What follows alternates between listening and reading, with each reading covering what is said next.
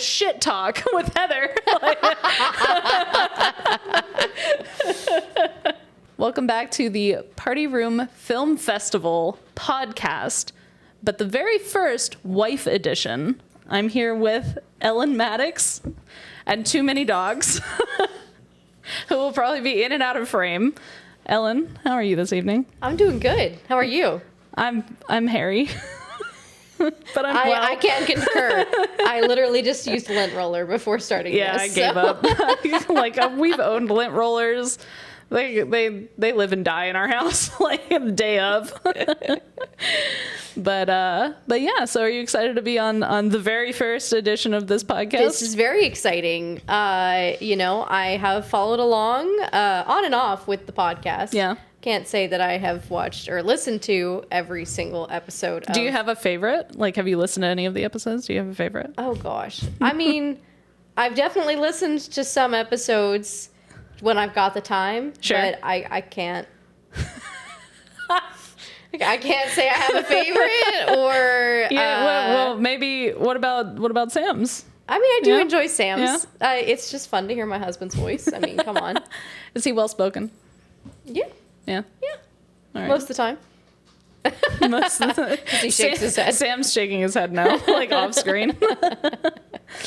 Well, awesome. I think that being, I guess, a wife of one of the nerds, gives us a unique insight, unique perspective. Unique perspective on the filmmaking process. And from start to finish and whatnot. So do you have...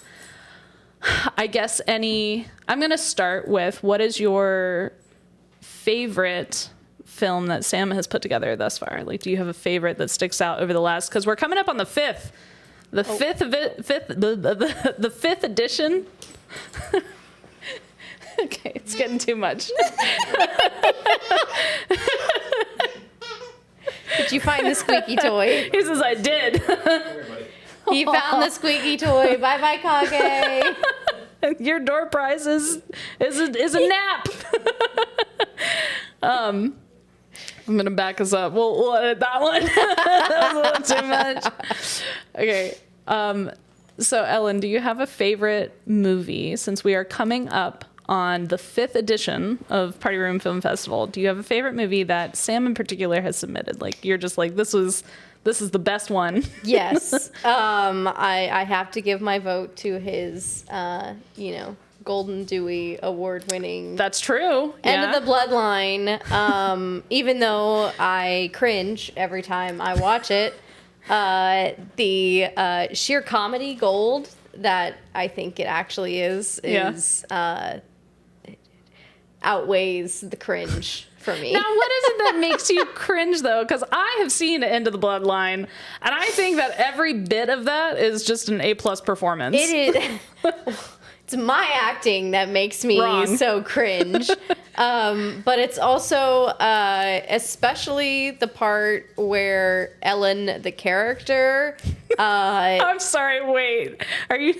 specifying I'm going to specify Ellen the character, because there's a lot of things that Ellen the character does that Ellen the person would not do. Okay, I'll give it to you. Okay. I'll let you have it.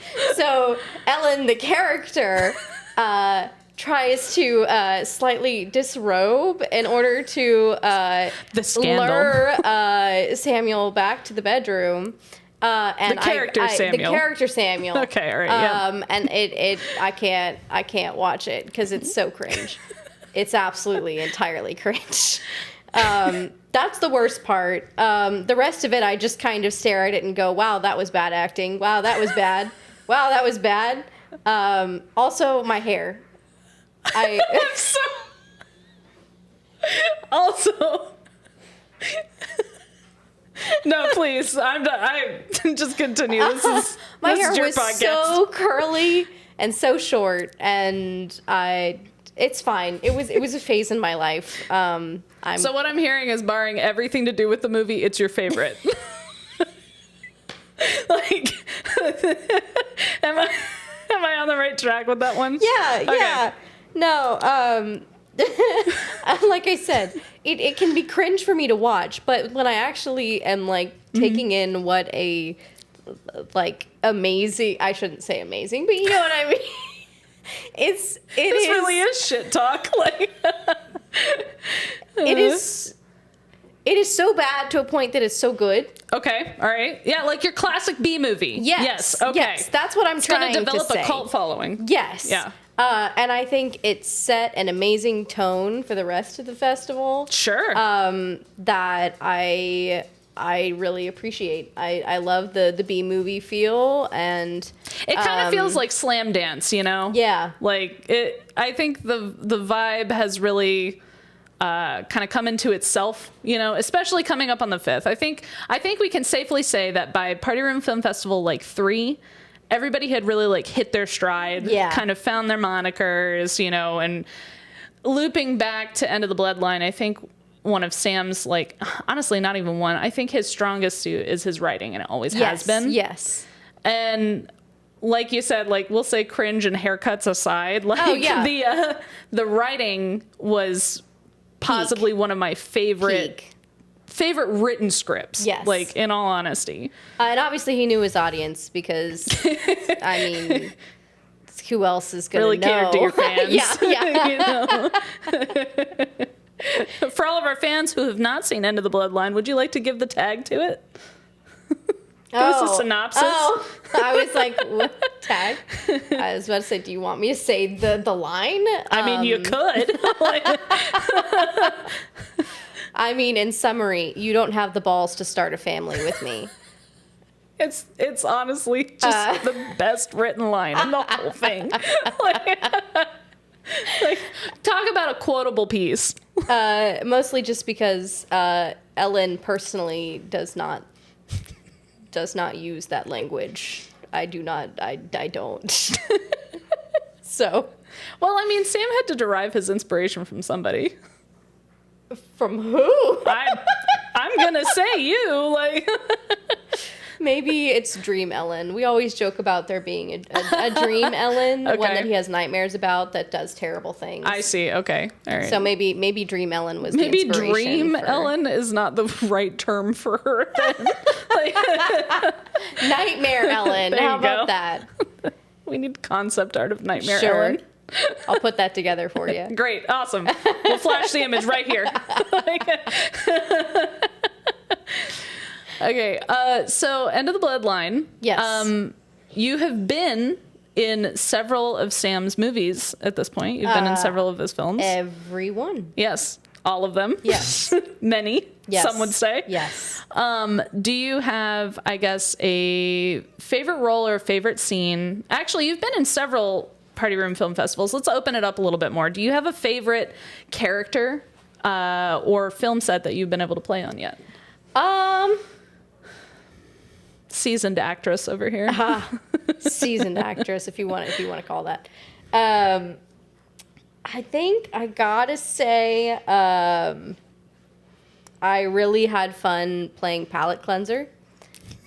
If only because I got to carry my dog in the scene. It's really true. Lynn is also a star. The monologue itself was rough on my part. As you can clearly see me staring at a phone with my lines while I'm delivering them. This is the shtick of Party Room. Yes, you know? yes. I mean, like I said, B-roll film. B film? B minus. I don't know. Like, it's a passing grade. Like, some of them hit C territory. You know.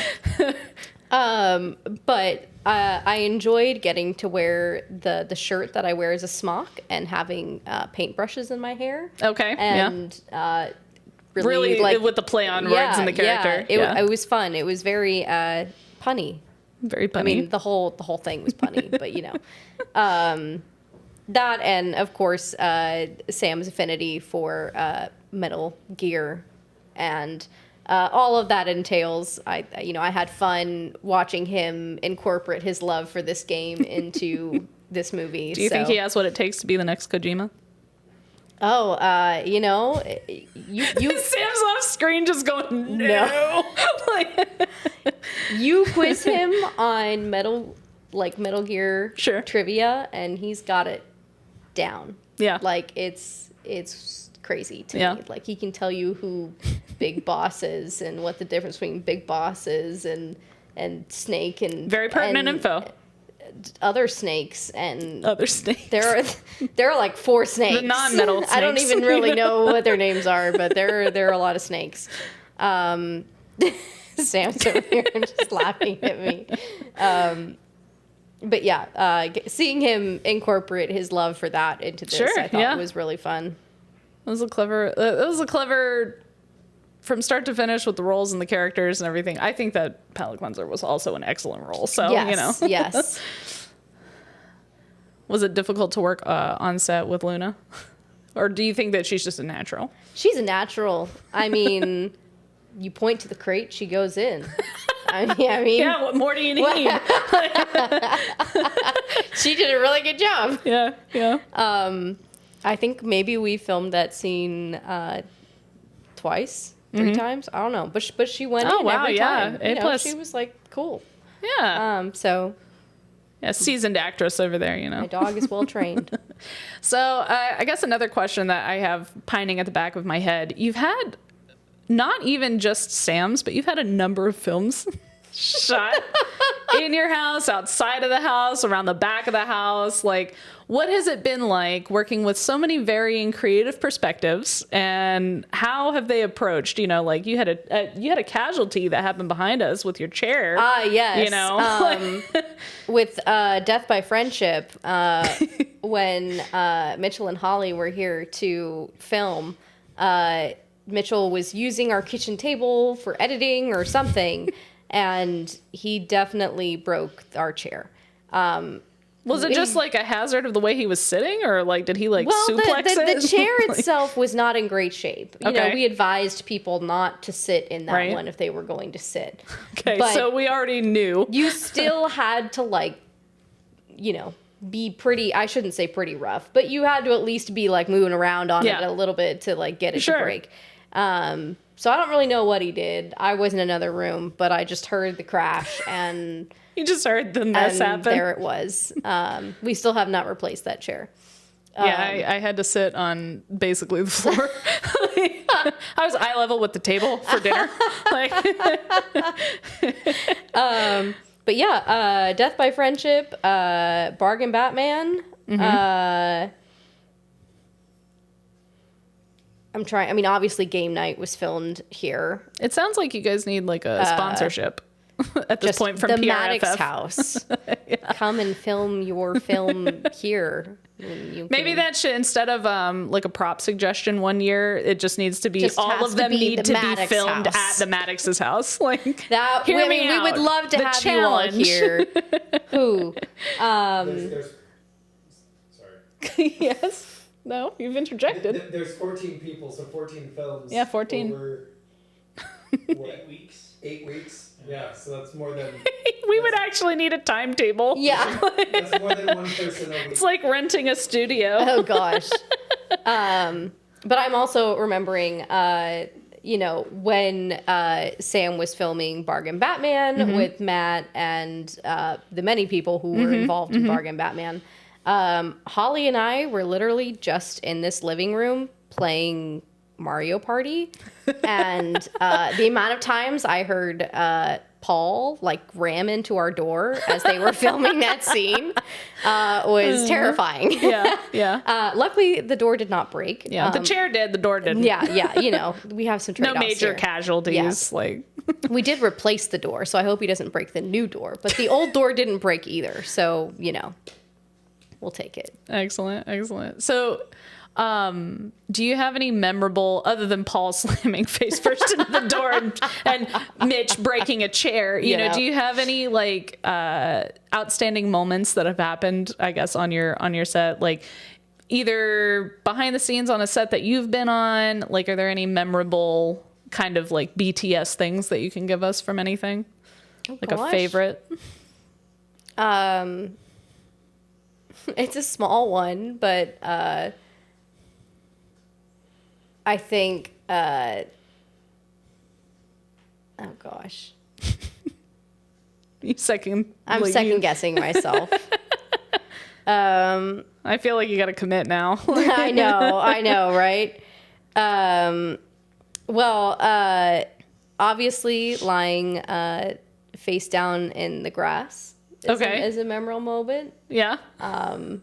What film was that for? That was for Death by Friendship. Oh, right. Okay, yeah, that makes sense. I thought it was funny because we filmed the majority of the scene where, Holly is saying, like she went out for a walk, and we filmed that entire fight scene at my parents' place. Yeah.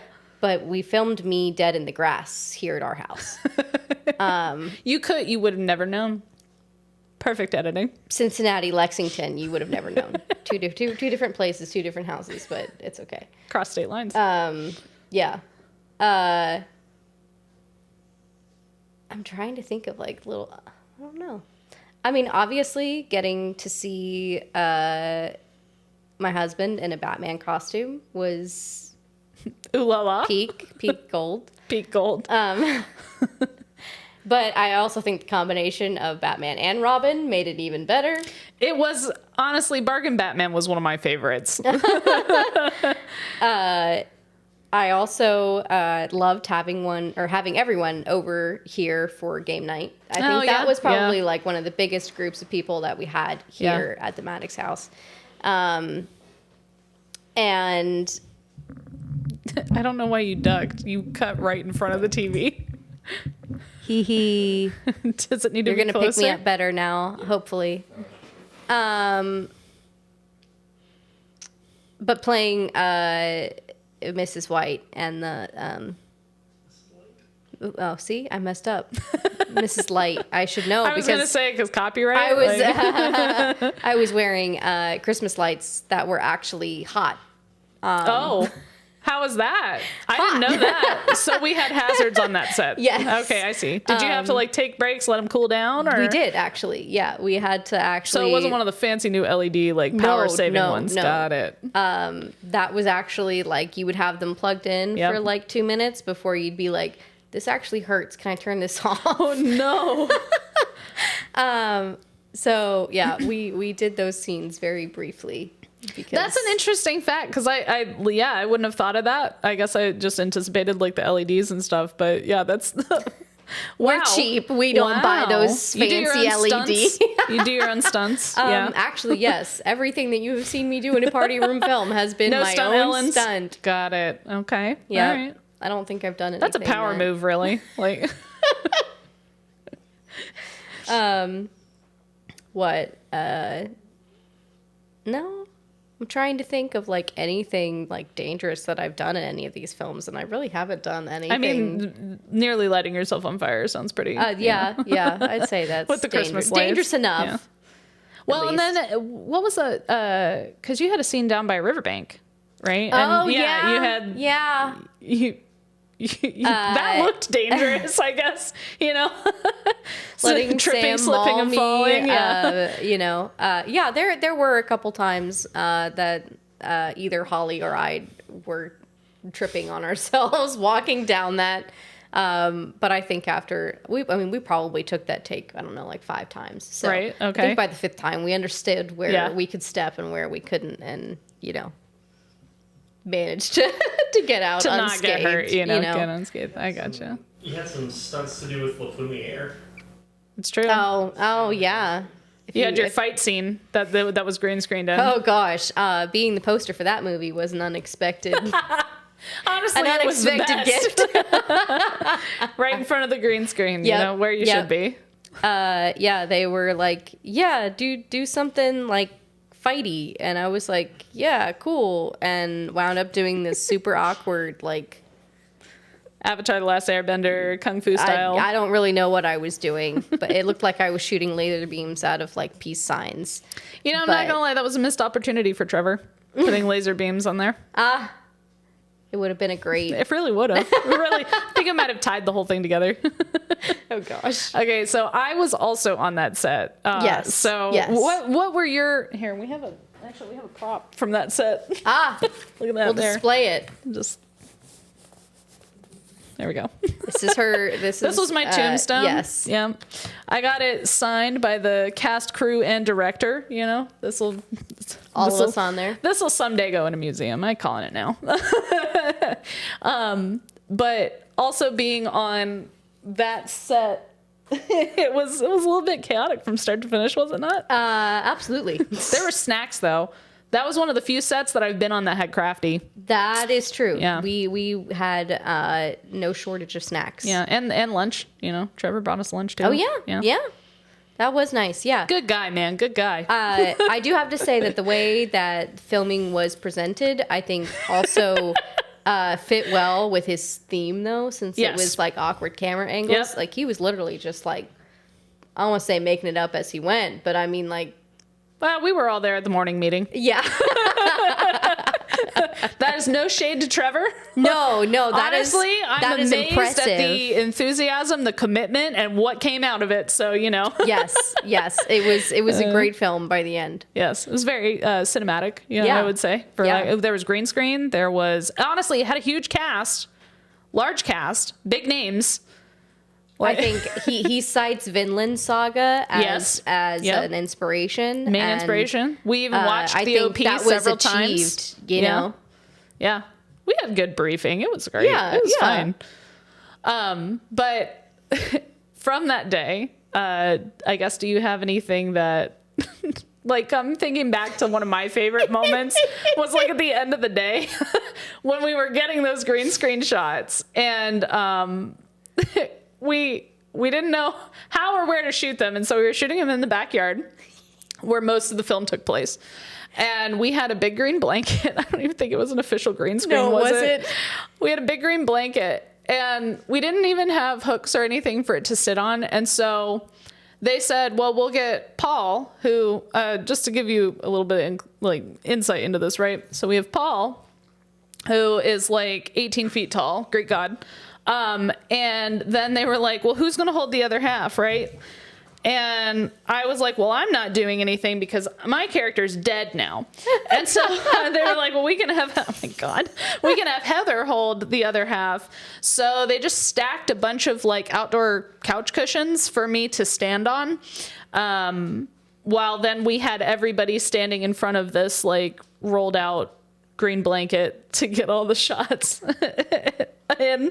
And that is honestly that and sitting under a literal hose of water That was for on rain are probably my two most memorable moments on that film set. And I didn't know if you had any that you were particularly fond of. When I think of that film set, I think of one, like you said. I love working on a Trevor set. Literally lying under the spray of a hose to simulate rain when it is fully sun. You know, no clouds in sight. No clouds. I think you even see Trevor's shadow holding the hose. But I also think of Matt Stice getting on his knees. Yes. To be a baby. The son. A baby to both. To Zach. That's right, Zach's son. Truly great moment. Yes. I could not get over how hilarious that was. It was. Honestly, the whole thing from start to finish was a very memorable and fun day. Yes. I want to say, like, it was something that just happened, you know, happened to be in the right place at the right time. Oh, yeah. We just, we showed up for the day. Everybody showed up for the day. Man, it was a good time. I was not planning on being there. It was just kind of like, okay, I wound up here. Yep. Guess I'm in this film now. Yep. So, Yeah. The poster, no less. Oh, you yeah. know? Yeah. Yeah. You're a pertinent character to the story. I did absolutely nothing. You were on screen for 2 seconds. Yeah. The final fight scene, though, you know, it was a big deal. You were superimposed several times. Oh, yeah. It's a classic pose right there. Yeah. It's excellent, you know? I love that. Okay. Here's a question for you, right? Let me flip this out to you. Have you found any particular challenges being the wife of a Party Room Film Festival? Golden Dewey, like, no, or, well, was it the full Golden Dewey? Or am I trying to think that you won? for. Yeah, he was the first of the first Party Room Film Festival. First Party Room Film Festival, first Golden Dewey winner ever in the history of the thing. Yes. Have you found any particular challenges? I wouldn't quite say challenges, but it is difficult at times knowing that I'm sharing my husband with a chat room full of. I know that feeling. Party room. Yeah, I can see that. It's like every time I look down at his phone, it's like the party room chat is open. So true. And I like I said, I would not call that a challenge by any means. But it's entertaining, if anything. it is crazy, like how much this is just like joined you all together at the seams. I want to say at the hips, but you're not, It's impressive though. I feel like after college you hear some people staying in touch or remaining friends, or they might ebb and flow out of each other's life. But yeah, no, like the nerd guys have like stayed in touch. And this is like one of the, I want to say like caveats of why they're all still so involved with one another. Oh, definitely. And it gives them like a good, like, I think it's excellent that they have a good excuse to kind of get together for something like this, or for multiple films, across the year, I guess, leading up to the film festival. Sam has even told me before, he was referencing the meme where like, the man and the woman are in bed and the woman is thinking, he's thinking of another woman. He was like, if I'm ever just silent, I'm probably thinking of party room ideas. And I was like, that feels right. That feels consistent. So that's so good though. Like how wholesome, right? Yes. So just know that he is always putting in effort to whatever he comes up with. And although I know this year is going to be a little different for him. So yeah, it is. What do you, okay. So I guess to give some context really fast, long story short, Sam lost a bet and now, both Andrew and Cody are in charge of supplying him with the film in which he is supposed to be making this year. Do you have any theories what you think that it might be? Oh gosh. I have no theories whatsoever. None. Only because I have learned not to think too hard, or else I will just it will be wrong. It'll be right. It's just wrong. Okay. Well, if you had to take your best guess right now, live on camera in front of thousands of people. Oh gosh. I don't know. Maybe some kind of Space Odyssey version of End of the Bloodline 3. So it's just End of the Bloodline in space. Yes. You know what? I'm not gonna lie. That's a crack of a. I like it. Sam, are you taking notes? I love that. End of the Bloodline.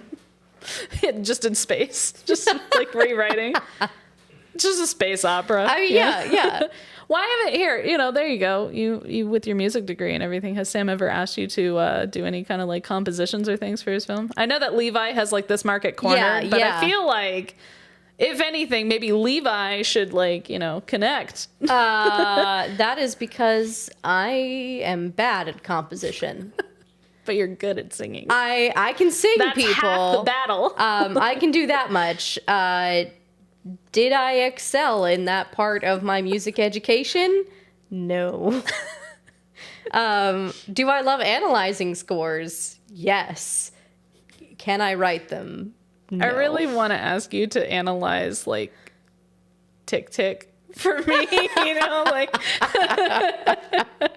like I would really love to sit down with you sometime and analyze several of Levi's I'll sit down scores. and settle, I'll study it and we can talk it over. We'll just sometime. discuss Tick Tick. Yeah. Or better yet, like My Girlfriend is a Screen. Yeah. Like I would love to do which is a top tier party room film. It really is. Truly. It really is. So, honestly, I have yet to be even like, I don't even want to say disappointed. Levi has yet to like not show up with a banger of some kind. Like always knocks it out of the park. I love his stuff. His videos are on point. The songs that I remember talking to him after, gosh, what was My Girlfriend is a Scream? Was that the third year. Yes. Yeah. So I remember talking to him after that, and he was like, oh yeah, he's like, I had the idea, but like from start to finish, from him like writing and recording the song to then shooting the music video, he said he did it in like 2 weeks. Like it was like a very short amount of time. I don't know, don't quote me on that exact time frame, but I just remember being like, wow, that is a lot shorter than I would have expected you had put in on this. And I just thought it was excellent. And it's just, it's kind of amazing how quick they can pull something out like that, or how quick they can slap some stuff together, or maybe like wrap something up. I don't know. Has Sam ever been in crunch time like that and been like, when bam, and then we've got End of the Bloodline 3 in space? Oh gosh. You know, Sam's usually pretty good about preparation. His crunch time comes down to editing. Yeah. He's usually got everything that he needs until suddenly it's time to edit. And then that's when the procrastination kicks in. Well, at least it's better than Cody. Cody's procrastination kicks in like the moment they get the stuff they're supposed to do. Like, which, you know, editing is my forte. Yeah. At least to a certain extent. Have you ever done any editing for Sam? Is that legal? Can you guys outsource? I have never done any editing for him. Okay. But I have sat next to him while he edits, while he asks me how to do things. Okay, like a second set of eyes. Yes. Yeah. So that's pretty common. And usually if I try and walk away to do anything else, he's like, but I need you. You're his emotional support person. So no, that hasn't been the case in the last few years. He's done very good. I think especially after Metal Weird, he learned a lot, especially doing all of that face, you know, masking and all of that. So, yeah. I think it's cool because, you know, so many of them are still involved in like media or film to some degree. And I feel like this has to somewhat challenge you or keep your skills sharp at least, you know, because it's the repetition of that then, or, you know, learning a new skill or something. Like, has Sam ever tackled masking or doing any of those heavy edits before? Or oh no, no, this was a first for him. Yeah. And I think obviously, that's so cool. What a good exercise. I wouldn't say it's a skill that I used much in college for any one reason or another. But it's one I taught myself because I wanted to know how to do it. Sure. So, but yeah, it definitely does keep your skills sharp and gives you a reason to, you know, keep using them. Both of us obviously graduated in MediaComm, even though, I mean, I was multimedia, so I wasn't necessarily like a film emphasis or anything like that. But I did enough of the film classes to dip my toe into that area. And, you know, I know for Sam, obviously, film was never really the end goal for him. Sure. But it's just kind of fun what it's done for us in our lives. I don't know.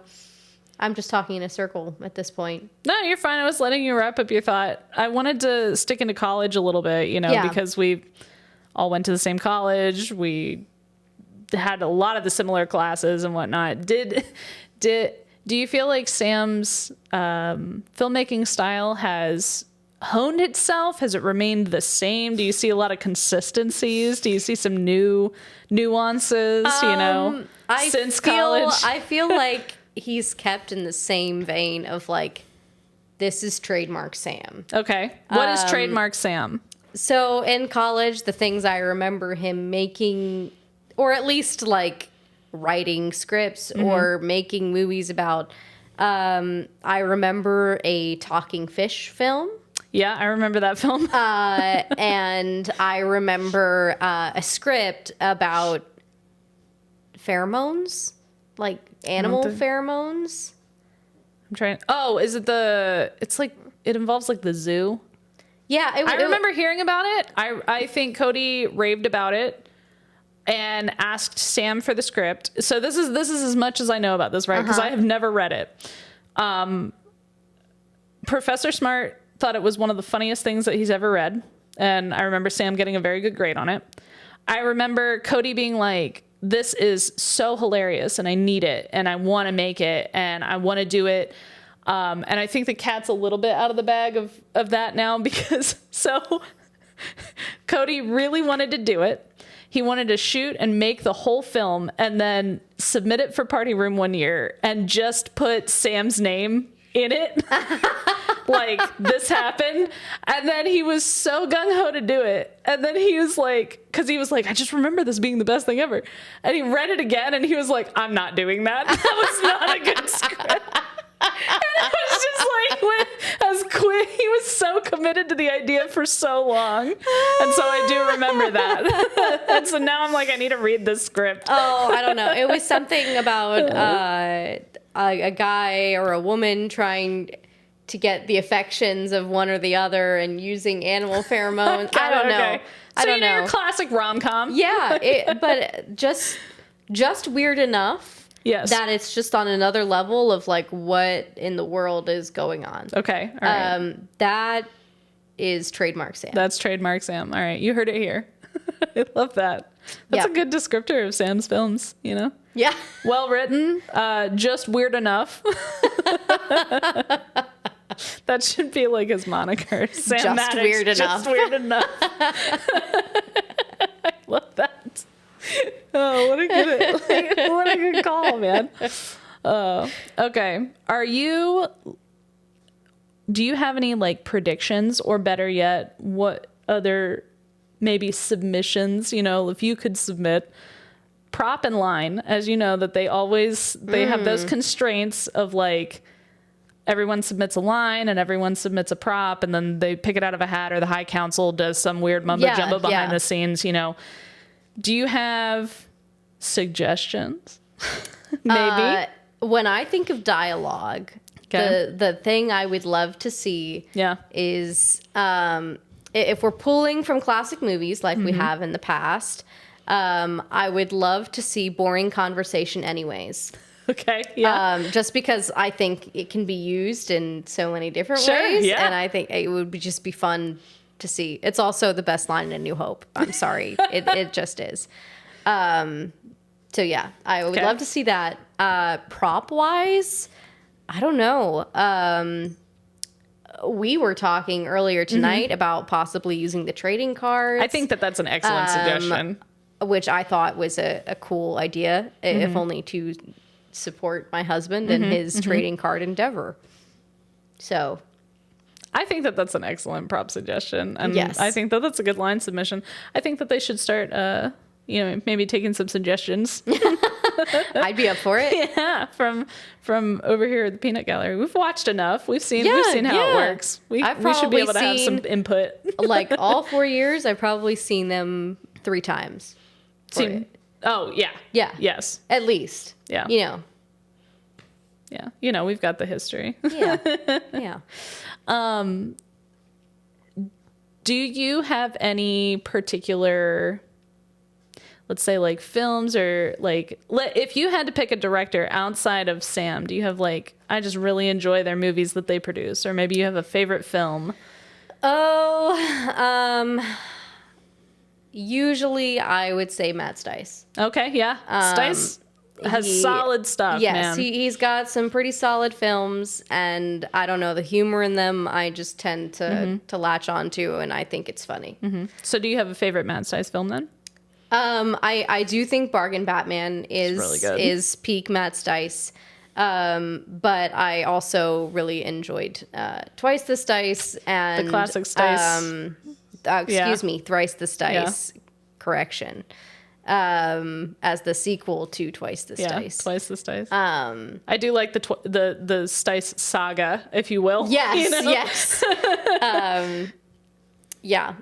That's generally where my vote would go. Nice. I'd say. Yeah, I'm always like, I feel like I agree with you to where it's like everybody kind of has their own like filmmaking style or their trademark. Like you can usually expect like some kind of thriller or horror from Zach, you know? Yeah. You can usually expect like comedies kind of across the board.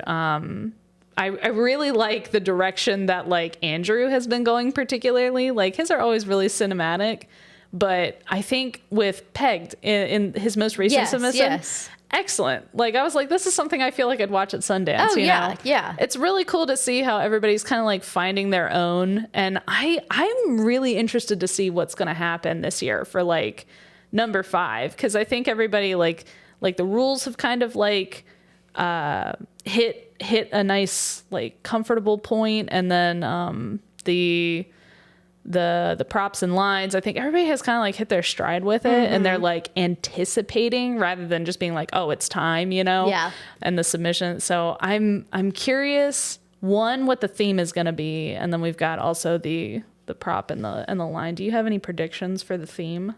Oh gosh, Because this like anime came out of yeah, nowhere. anime came out of left field.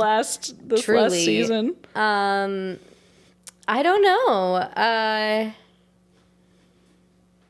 I mean, I'm up for a sci-fi theme. Oh, that would be fun. I'd love to see a sci-fi There theme. you go. And then, End of the Bloodline in space. There you go. That's all you need. Just superimpose it into space. I like space guys. Sci-fi would be cool, though. That would be kind of like, I don't think that they've done a specific genre like that. And I think it might be kind of neat to have like everybody stick within the constraints of like a genre or subgenres, you know? That would be cool. Sci-fi would be fun. I'd be interested to see how, because like who's going to do green screening? Oh yeah.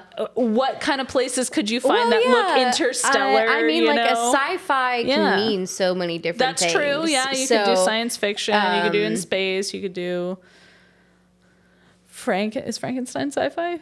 Would you call that sci-fi? Sci-fi horror? Sure. You know? Yeah.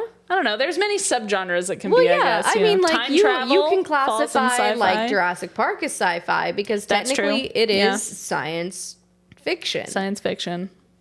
I feel like we've had this debate before about what actually constitutes a sci-fi and what doesn't. I'm sure at some point, but I'm trying to think. But yeah, no, you could. Oh, man, I'd love to see somebody do dinosaurs. I feel like Trevor would do dinosaurs. Yes, somebody do dinosaurs. I want to see dinosaurs. I want to see the next Jurassic Park, you know?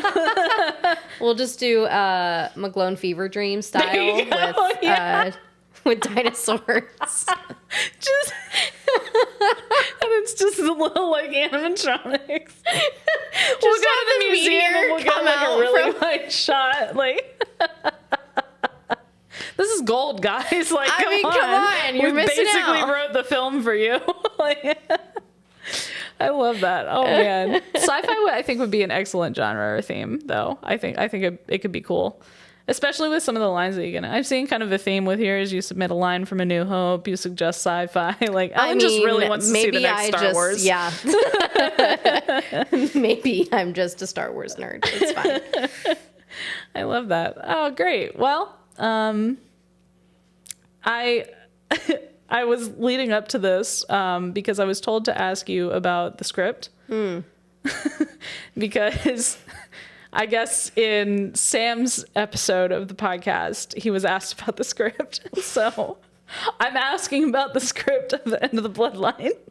And that was all I was given. I don't know what exactly I'm assuming we're asking. specifically talking about End of the Bloodline 2. Yes. Yes. Yes. Because you made a face, and that's all I'm going off of. I was told to ask you about the script. What am I specifically asking about? The change. The change. So there's a change. Yes. Just read it first. Okay. And then we'll get Heather's genuine reaction. Okay, wait. Read me the script section that changed. Yes. Okay, the original then. So this is the uncut. Yeah, so for the preface, Okay. The first half of the script is more or less the same thing that I ended up making. Yes. The second half of the script is what Ellen's going to read. Okay. So this is the end of the movie. This is a script that underwent many changes. Is it the ending too? The original end. The original ending. The original ending to Okay. this movie. I got it. I understand. I see. We're at the end. Prepare thyself. Are we really looking for my reaction, or is it going to be Ellen's? Maybe both. Okay. I'm ready. I have not read this version since I pretty much Okay, hang on. flat out turned it down. So you vetoed the script. You said no. I told Sam I will do this if this will make you happy. And I said that very not enthusiastically. Okay. All right. I'm ready. I'm set. Okay. Got my pillow? Let's go. Okay. Sam takes a deep breath as he approaches a house. He knocks on the door. Dr. Von Stice answers. He has his signature pizza cutter in hand. Dr. Von Stice. Ah, Mr. Maddox. I've been expecting you. Come on in. We're having pizza. Sam is thrown off by the generosity and walks into the home. Dr. Von Stice. Honey, we've got company. Ellen comes out of the kitchen with a smile on her face. Welcome. Ellen and Sam meet eyes. Sam looks down, pan down on Ellen. She is very pregnant. Sam is in disbelief and shocked to the point where he can barely move. Sam, is that his? Go on. Dr. Von Stice. Why, yes. Actually, if you think about it in a twisted way, he's yours. Sam. I'm having a son?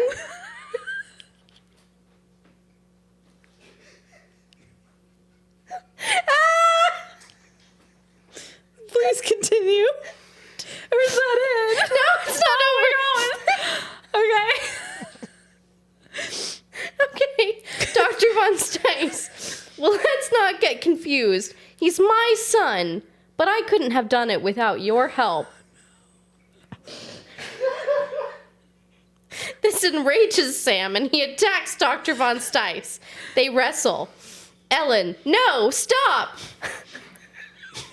No, stop.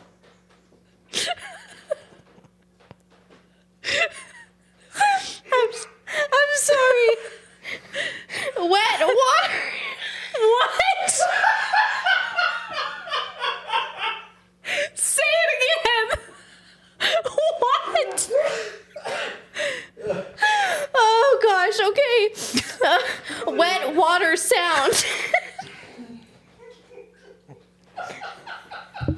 Ellen looks down and her water has broken. Ellen.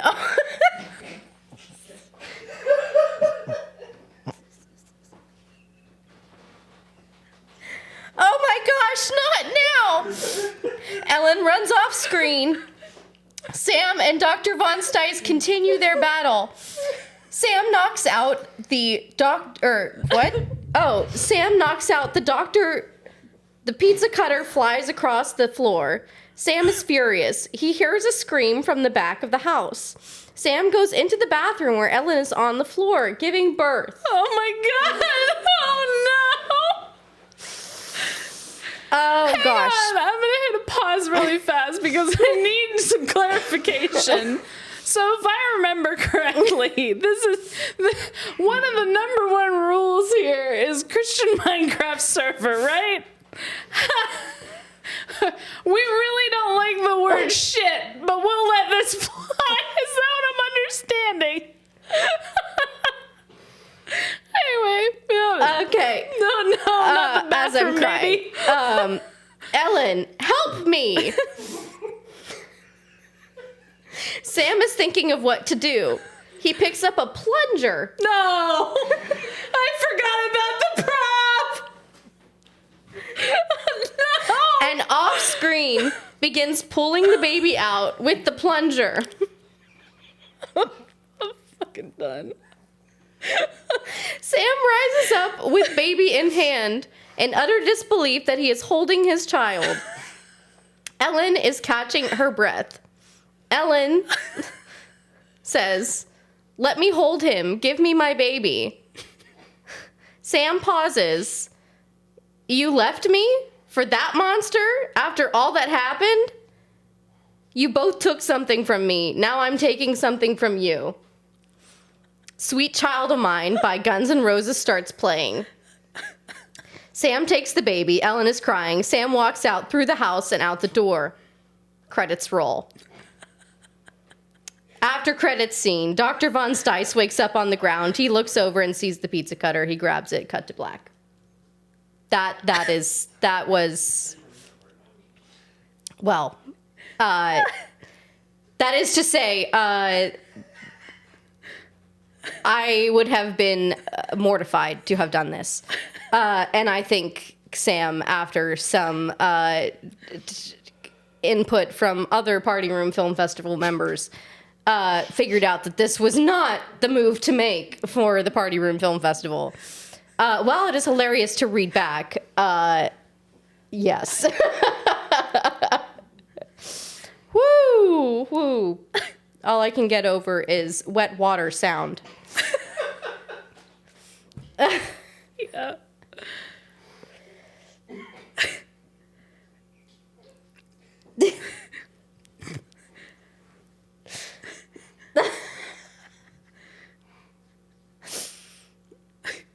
So there's a lot to unpack there.